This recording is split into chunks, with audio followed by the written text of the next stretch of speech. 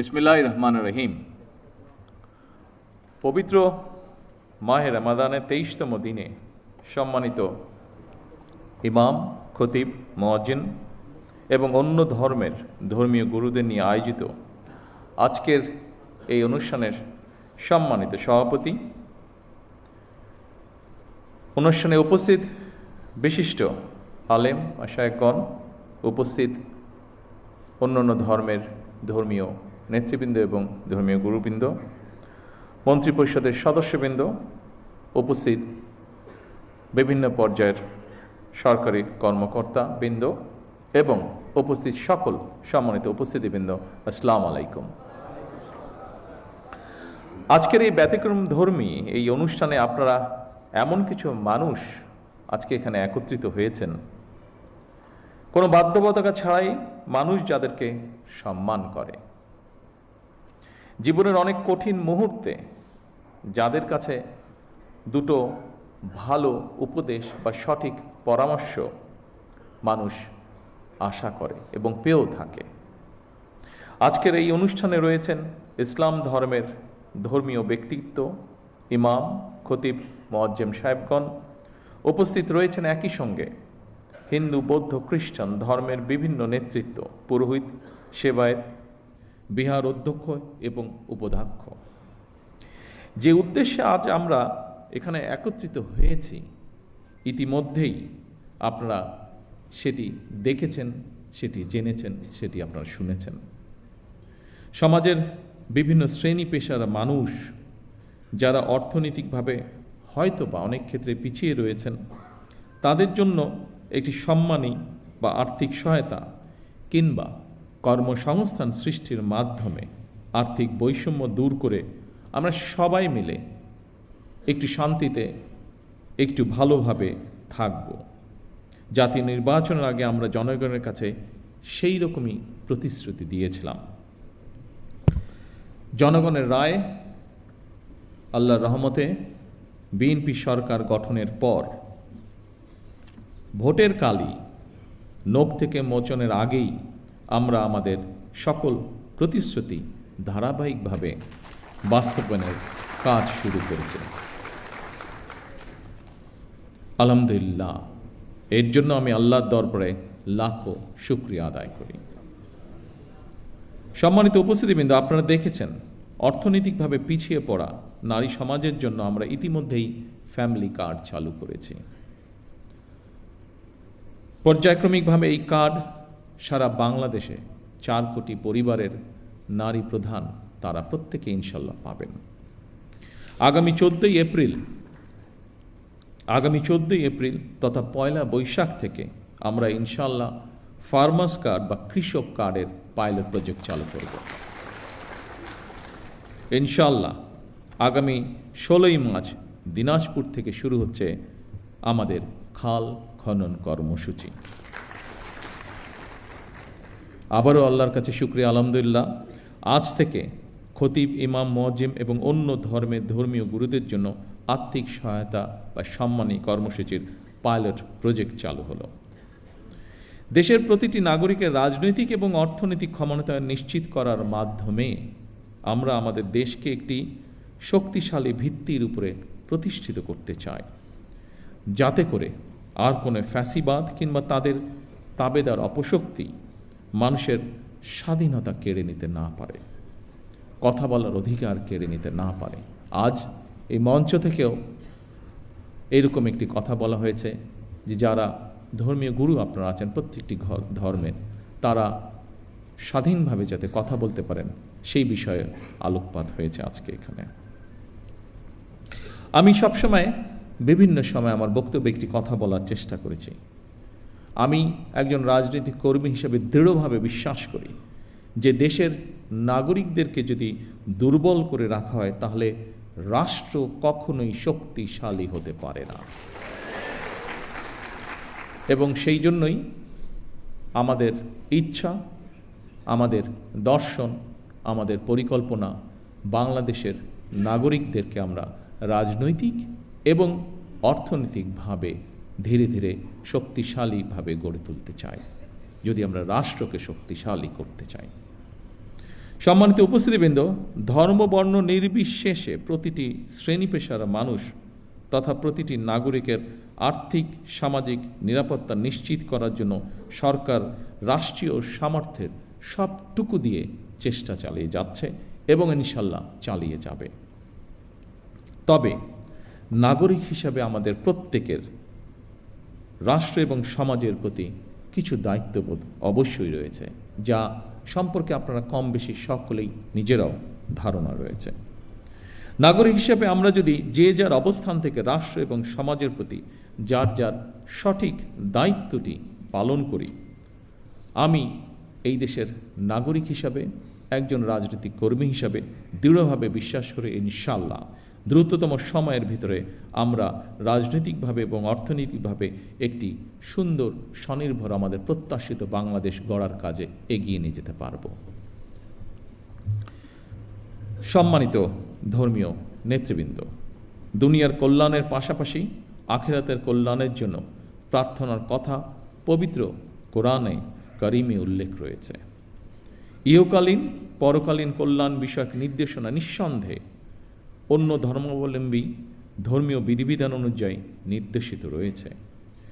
সুতরাং ধর্মীয় বিধিবিধানের আলোকেই আপনারা আপনাদের শিক্ষা, দীক্ষা ও যোগ্যতা এবং অভিজ্ঞতাকে কিভাবে আরও বেশি করে দেশ এবং জনগণের কল্যাণের প্রয়োগ করতে পারেন, সেই চিন্তা এবং চেষ্টাও অব্যাহত রাখা অত্যন্ত জরুরি এই দেশের জন্য।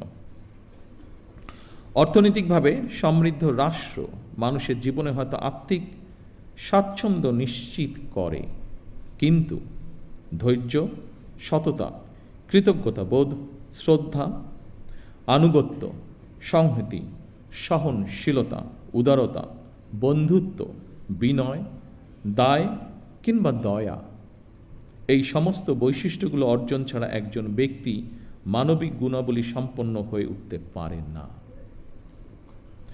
এই ধরনের মানবিক বৈশিষ্ট্যগুলো অর্জনের জন্য ধর্মীয়, সামাজিক, নৈতিক মূল্যবোধে উজ্জীবিত হওয়া অত্যন্ত জরুরি বলে আমি মনে করি। বিশেষ করে স্বৈরাচারের পতনের পর, বিতাড়িত হয়ে যাওয়ার পর এটি সমগ্র দেশে সকল শ্রেণী, সকল বয়সের মানুষের মধ্যে আরও বেশি প্রয়োজন। বিশেষ করে আগামী দিন যারা এই দেশকে নেতৃত্ব দেবে তাদের জন্য আরও বেশি প্রয়োজন। এই ধরনের মানবিক বৈশিষ্ট্যগুলো অর্জনের জন্য ধর্মীয়, রাজনৈতিক, সামাজিক, নৈতিক মূল্যবোধে উজ্জীবিত হওয়া অত্যন্ত জরুরি। রাষ্ট্র, সমাজ এবং প্রতিবেশ থেকে অর্জিত আচরণ থেকেই মানুষ তার শুদ্ধ জীবন এবং সুস্থ চিন্তার মানসিক নির্দেশনা পায়। পবিত্র হাদিসে বলা হয়েছে, যার আমানতদারি নেই, যার কাছে নিরাপত্তা নেই, সে প্রকৃত ঈমানদার নয়। যার ওয়াদা ঠিক নেই, তার কোনো ধর্মও নেই। প্রতিহিংসা এবং সহিংসতা মুক্ত একটি নিরাপদ সমাজ বিনির্মাণের ক্ষেত্রে ধর্মের এই উদার নৈতিক শিক্ষণীয় বিষয়গুলো অতুলনীয়। আমার বিশ্বাস, একটি নৈতিক সমৃদ্ধ মানব সমাজ গঠনের জন্য প্রতিটি ধর্মেই এ ধরনের ইতিবাচক বার্তা রয়েছে। সেজন্যই সম্মানিত উপস্থিতিবৃন্দ, সকল ধর্মের সম্মানিত নেতৃবৃন্দ, গুরুবৃন্দ, একটি ধর্মীয়, সামাজিক, নৈতিক মূল্যবোধে সমৃদ্ধ মানসিকতা তৈরির ক্ষেত্রে আপনাদের মতন ধর্মীয় জ্ঞানসম্পন্ন মানুষদের ভূমিকা অত্যন্ত গুরুত্বপূর্ণ। সম্মানিত ধর্মীয় নেতৃবৃন্দ, দেশে প্রায় 3.5 লক্ষ বা তার কিছু বেশি মসজিদ রয়েছে। এর বাইরে অন্যান্য ধর্মীয় প্রতিষ্ঠানগুলোও রয়েছে। আমরা সারা দেশে মসজিদ এবং এই ধর্মীয় প্রতিষ্ঠানগুলোর ধর্মীয়, সামাজিক এবং নৈতিক শিক্ষা কার্যক্রমের কেন্দ্রবিন্দুতে পরিণত করতে চাই। স্বাধীনতার ঘোষক শহীদ রাষ্ট্রপতি জিয়াউর রহমান সরকারের সময় দেশে প্রথমবারের মতন ইমাম প্রশিক্ষণ একাডেমি চালু হয়েছিল 1993 সালে, যা এখানে আমাদের আজকের একজন আলোচক উল্লেখ করে গিয়েছেন। 1993 সালে বেগম খালেদা জিয়া সরকারের সময় মসজিদ ভিত্তিক শিশু এবং গণশিক্ষা কার্যক্রম চালু হয়েছিল। বর্তমান সরকারও ইমাম মুয়াজ্জিম সাহেবদের জন্য একটি সহ অন্যান্য ধর্মীয় ধর্মগুরুদের জন্য একটি নির্দিষ্ট হারে সম্মানী ভাতা প্রদানের পাশাপাশি আপনাদেরকে আরও যোগ্যতরভাবে নেতৃত্ব দেওয়ার জন্য আরও কীভাবে রাষ্ট্রীয় উন্নয়নে আপনাদের প্রতিভাকে ব্যবহার করা যায় সেই পরিকল্পনাও গ্রহণ করার কাজে হাত দিয়েছে। বিভিন্ন সম্প্রদায়ের বিভিন্ন ধর্মীয় সম্প্রদায়ের সম্মানিত নেতৃবৃন্দ, খতিব ইমাম মুয়াজ্জিমদের সম্মানী ভাতা দেওয়ার যে কর্মসূচি বর্তমান সরকার, আপনাদের সরকার চালু করেছে, এই কর্মসূচির অধীনে প্রথম পর্যায়ে পাইলটিং স্কিমের আওতায় মোট 4,908টি মসজিদ, 990টি মন্দির এবং 144টি বৌদ্ধ বিহারে মোট 16 জন 992 জন এই মাসিক সম্মানী পাওয়া শুরু করেছেন আজ থেকে। পর্যায়ক্রমিকভাবে ইনশাল্লাহ সবাইকে এই কর্মসূচির আওতায় অন্তর্ভুক্ত করা হবে। বিভিন্ন শ্রেণী পেশার মানুষের জন্য সরকারের এইসব অর্থনৈতিক কর্মসূচি উদ্যোগের মূল উদ্দেশ্য হচ্ছে, যা আমি আগেই উল্লেখ করেছি, নাগরিকদেরকে অর্থনৈতিকভাবে স্বাবলম্বী করে গড়ে তোলা।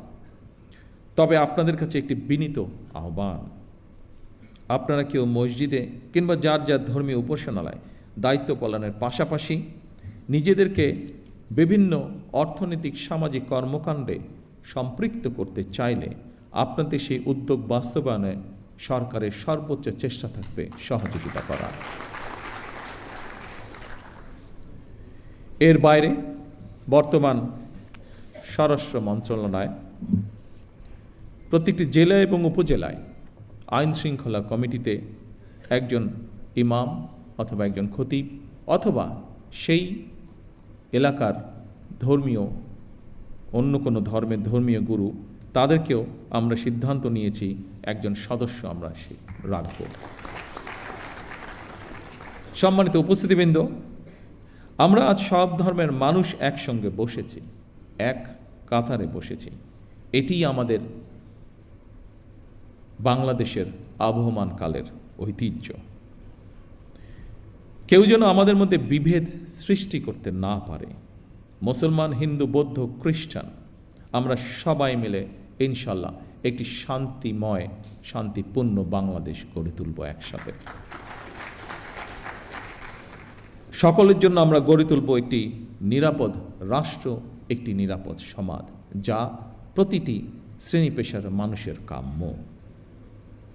আমার বক্তব্য শেষ করার পূর্বে আমি আজকের এই দিনটিকে, আজকের আমাদের দলীয় ইশতেহারের এই কার্যক্রমটিকে সফল করার জন্য বিভিন্ন মন্ত্রণালয় সহ, বিভিন্ন মন্ত্রণালয়ের কর্মকর্তা সহ বিভিন্ন ডিপার্টমেন্টের যে সকল ব্যক্তি অক্লান্ত পরিশ্রম করেছেন, যাদের সহযোগিতায় বর্তমান সরকারের নির্বাচনে এই ম্যানিফেস্টোটি আলোর মুখ দেখতে পেয়েছে, কাজ শুরু করেছে, তাদের সকলকে আমি জানাই আন্তরিক শুভেচ্ছা, তাদের সকলকে আমি জানাই আন্তরিক ধন্যবাদ।